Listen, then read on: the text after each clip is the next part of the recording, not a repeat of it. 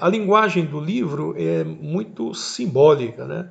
É um livro de muitas alegorias, de muita tipologia, é um livro tipológico por essência, né? É um livro que não tem nomes, mas tem figuras e símbolos, né? Então, é justamente um livro que depende dos acontecimentos para que ele possa ser mais adequadamente lido, né, e interpretado, porque é uma simbologia muito grande, né? Nós temos algumas ferramentas, né, na área tipológica, né, e utilizarmos alguns textos do Antigo Testamento e mesmo do Novo, né, para entendermos algumas coisas lá do livro do Apocalipse, né? Então, na questão da tipologia, por exemplo, e disse-me, as águas que viste, onde se assenta a prostituta, são povos e multidões e nações e línguas. Olha só, o próprio texto ele é autoexplicativo nessas questões, né? Então, o que são as águas, né? João viu muitas águas. Então, o próprio texto em Apocalipse 17:15 diz, as águas são povos, são nações. Então, quando a Bíblia fala de muitas águas, está falando muitas vezes de nações, de povos, né? E de multidões. E assim nós temos uma série de tipos e de figuras e de símbolos e de alegorias. Esse é o livro do Apocalipse. O livro de Apocalipse é todo assim, é por isso que precisa de muito estudo, né? Um estudo muito apurado. A estrutura básica do livro, né, só para termos uma compreensão, como se fosse num voo de águia, né?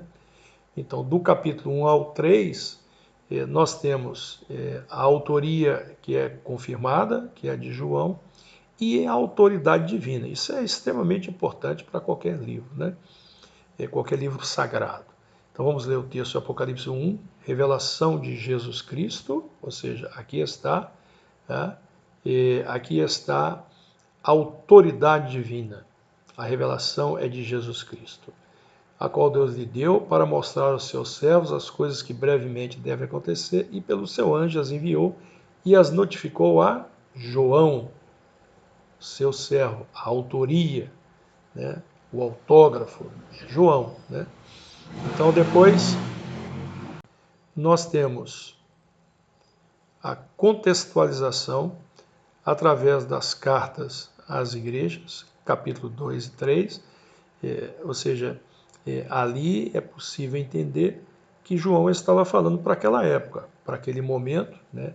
Aquelas cidades existiam igrejas naquelas cidades, né?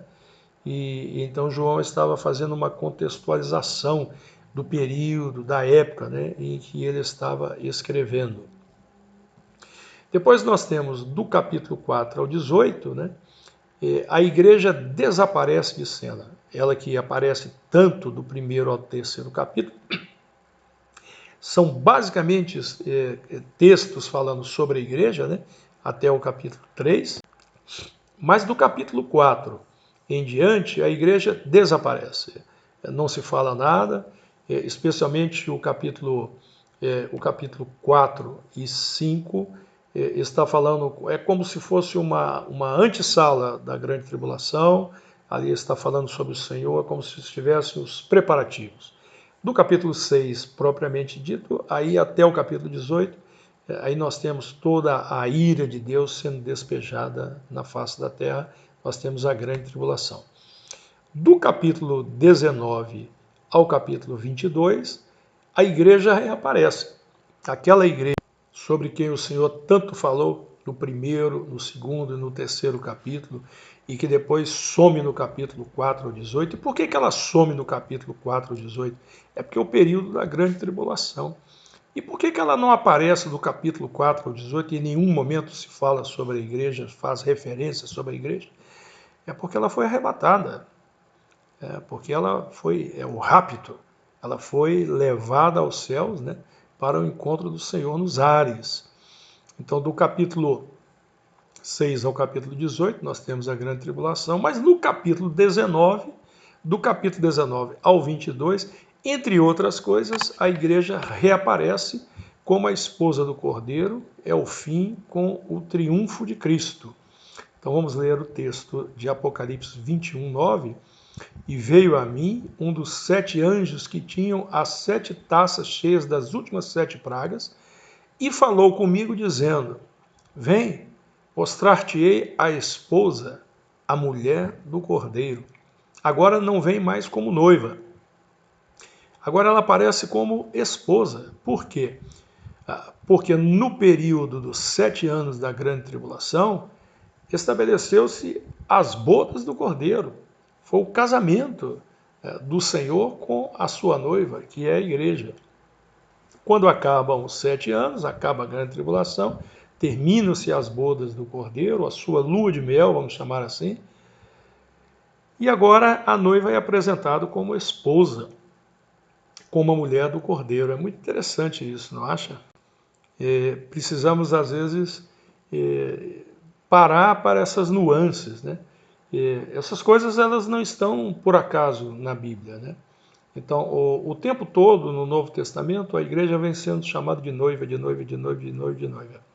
Aí, de repente, essa igreja desaparece. Aí, quando ela ela reaparece como esposa. Casou. E casou onde? Casou nas bodas. E quando é que se deram as bodas? Na grande tribulação, no período da grande tribulação. Só que a igreja estava nos ares com o Senhor e não estava aqui na terra. Eu vou mostrar a você agora um gráfico.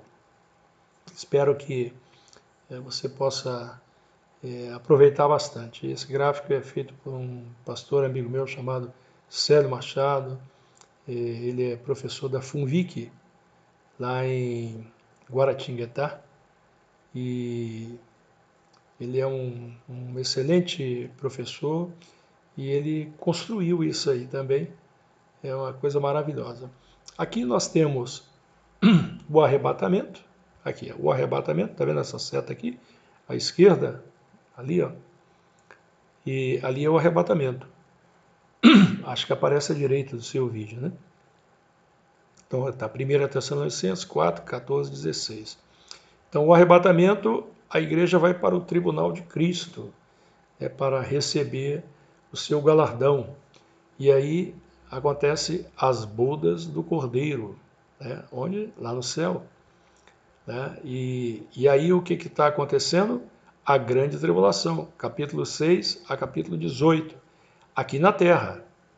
Então, no céu, as bodas do Cordeiro. Na terra, a grande tribulação. Aqui nós temos 7 selos, 7 trombetas, 7 trovões, as 2 testemunhas, 7 figuras, 7 vozes, 7 taças, 7 condenações, Armagedon. Então, a grande tribulação, por 7 anos. Esses 3 anos e meio primeiro são chamados de o princípio das dores, e esses outros 3 anos e meio de grande tribulação propriamente dito, mas na verdade é tudo isso a grande tribulação. E aí, veja bem o que acontece. A volta pessoal de Jesus em glória. Porque aqui o que aconteceu? Jesus não volta para a terra. Aqui Jesus volta, como ele falou lá em Apocalipse, o Senhor quando subiu, ele estava, perdão, lá em Atos, quando o Senhor se despediu dos apóstolos, então o anjo falou assim: assim como vocês o viram subir entre as nuvens, assim ele voltará. E aqui, ó, no arrebatamento da igreja, o Senhor volta nas nuvens. Agora ele volta com todos os seus santos.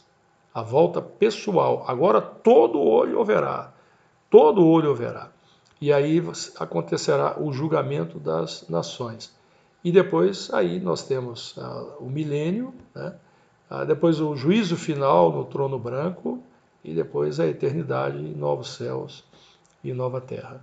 É apenas assim para que você possa ter uma ideia, né, em gráfico, de tudo aquilo que nos aguarda, né, segundo o livro, esse tremendo livro do Apocalipse.